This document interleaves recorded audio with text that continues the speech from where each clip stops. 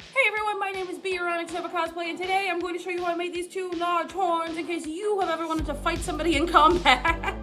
Just kidding, they wouldn't hold up to combat, but they will hold up to possibly a day of the Ren Faire. We'll find out later this year if that's true. But I made these two horns in like 24 hours with $20 or less of materials.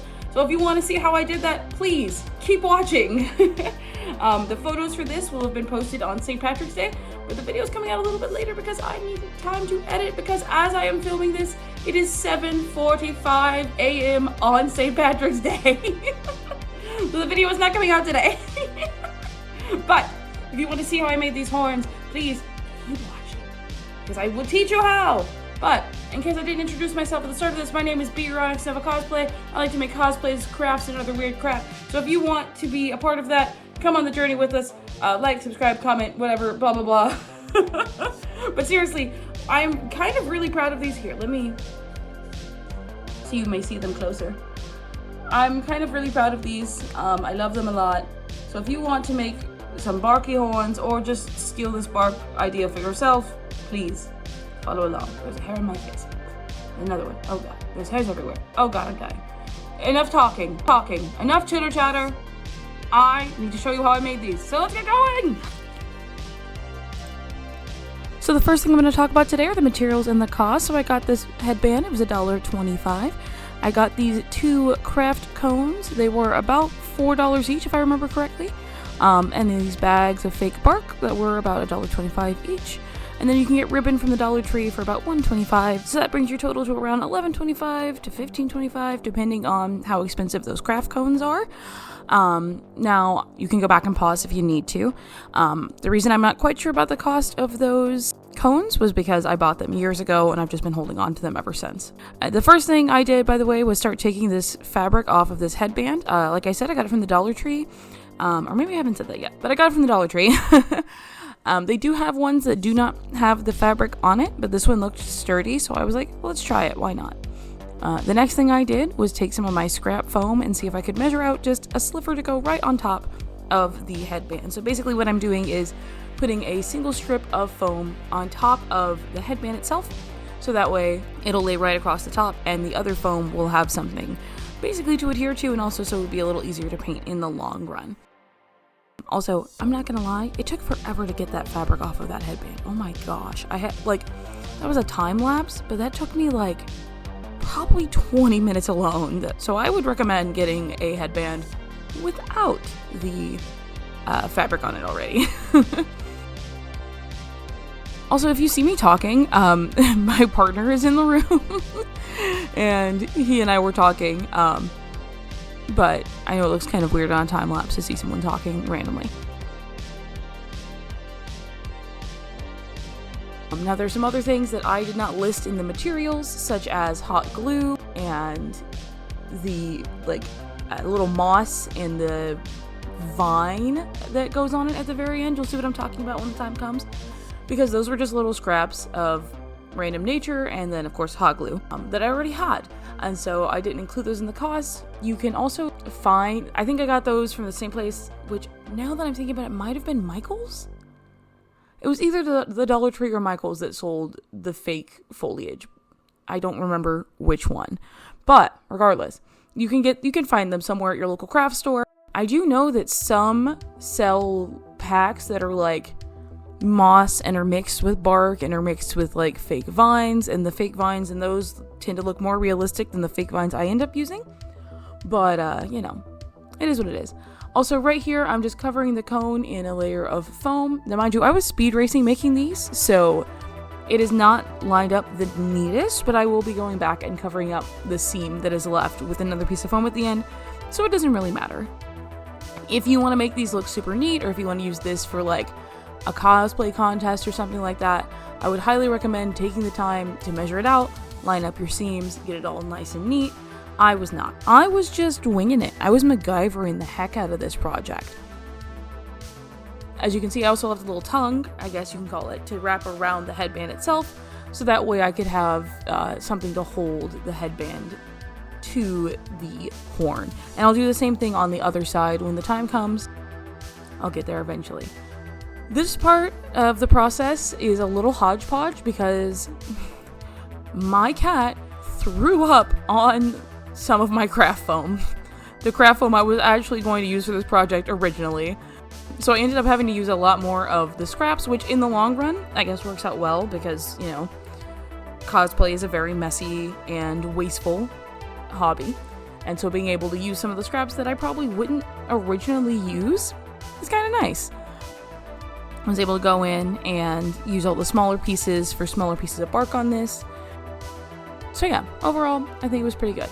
Now, speaking of those little pieces, what I ended up doing was taking some of the strips that were already there and then going in and just making them a little more natural looking. I cut off a lot of the sharp corners, made sure there weren't really any straight lines, and I went ahead and just started gluing them all down to the headband.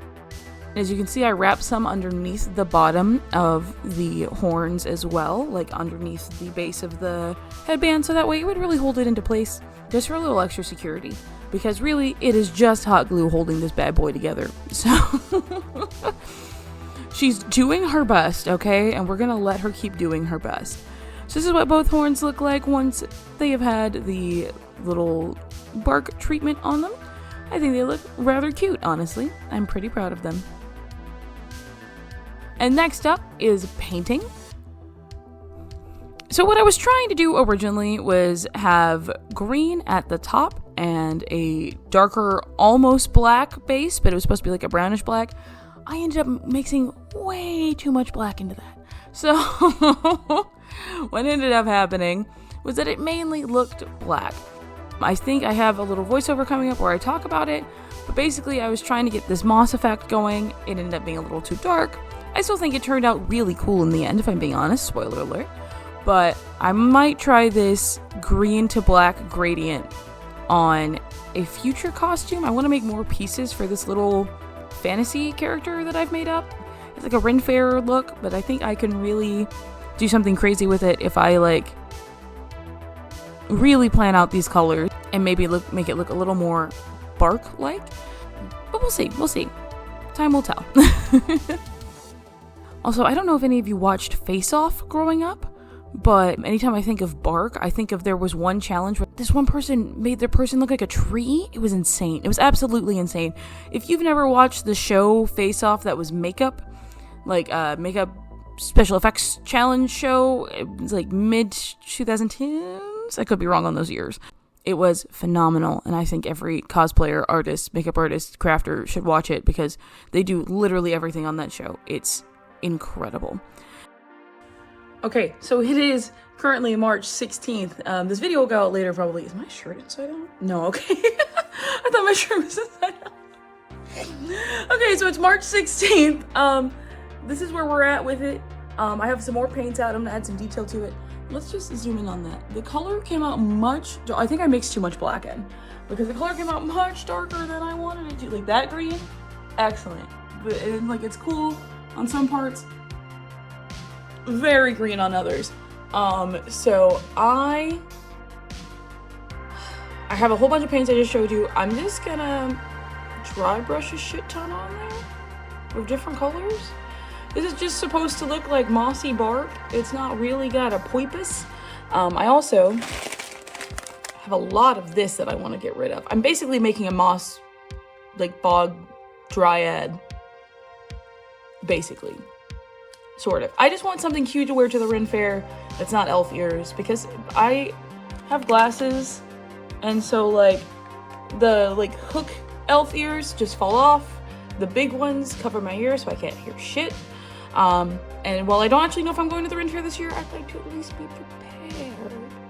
So, that being said, I'm gonna dry brush a little bit. Now see, this is what I mean. The horns are a little dark after the paint is all said and done. Now, I said I was going to dry brush, but I actually end up putting a much thicker layer on this than it'll end up looking at this moment. I was really trying to get that natural look going, but I started going for a little more cartoony vibe when I realized just how ridiculous the shape of these horns were and how I didn't like how the brown was looking on top of this base color. But you know, that's okay. We live and we learn, and this isn't based on any character or anything. I was just kind of going for it. if I said this, I'm trying to speed race them making these. I started like 7:30 this morning, ish. I went back and repainted underneath and the top layers of those brown because I think it looks better. But I still have a lot of paint. I mixed a lot of paint, okay? I made too much paint. There's a cat hair in my paint. Okay, there was a cat hair on there. But I mixed a little too much paint. But what I want to do is go and add bark lines to this. So I think if I add, there's so much paint, I really don't want to add any more. But I think if I just take my time, I wish I had a toothpick. I do have some paint brushes that are basically toothpicks with how poorly they've been treated. I'm gonna go back, add some detail lines, touch up some spots where I can still see either some of the foam, like underneath here, but I'm gonna wait until the very end and just do that. I don't know what that mouth thing was I just did. But I'm gonna do that, add some details, and then it'll be glue time. But first, painting the little lines. So what ended up happening with these line details, as you can see, some of them started out really fine and thin, and that's what I really liked, but then they started getting thicker, so I had to go back and add some thicker lines onto both sides and thinner lines in some spots. I think it was just my brush. These brushes are so old that I think, like, after just being used and used and used way more than it ever had been, the lines just gradually got thicker, even though I was using the exact same techniques of both applying paint to the brush and painting. So it ended up being a little thicker than I wanted, but you know what? I still think it's pretty cute.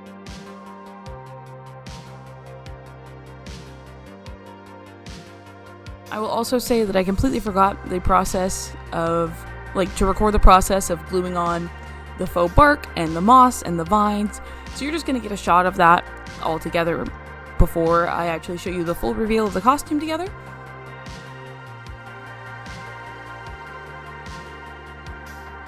But I just want to let you know that I was gluing the base around the bottom so you couldn't really see how it was connected to the headband. And then I just took the little vine and wrapped it around once. And I put moss at the top because there was an ugly seam at the top, and I kind of wanted to hide that a little bit. And then added some moss towards the base, so it all kind of connected. But yeah, overall, pretty proud of these. Oh my god, it is 7:15 a.m. on St. Patrick's Day morning. Happy St. Patrick's Day to all the saints and the Patricks. Oh my god. I have to run because I have a work this morning. I'm trying to put my phone on this. This character doesn't have a name yet, but I want to give her a name. I think she's the local inn's barmaid. She does not hide her dryad or druid tendencies. She loves nature, she loves animals, and most importantly, she loves a good ale. So if you can think of a name for her, let me know. Stick around for some bloopers from this episode. Thank you guys so much for watching. If you enjoyed, please leave a like on this video. Comment down below who you're going to be at the Ren Faire, what you're going to be. And then subscribe if you want to see some more weird stuff that I make. But until next time, I'll see you guys, okay? Bye!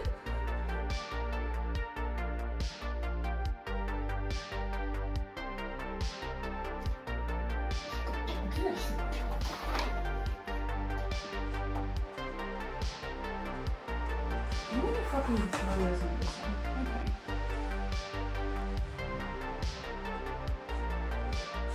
I want to fucking burn this dress form. I am obsessed with this.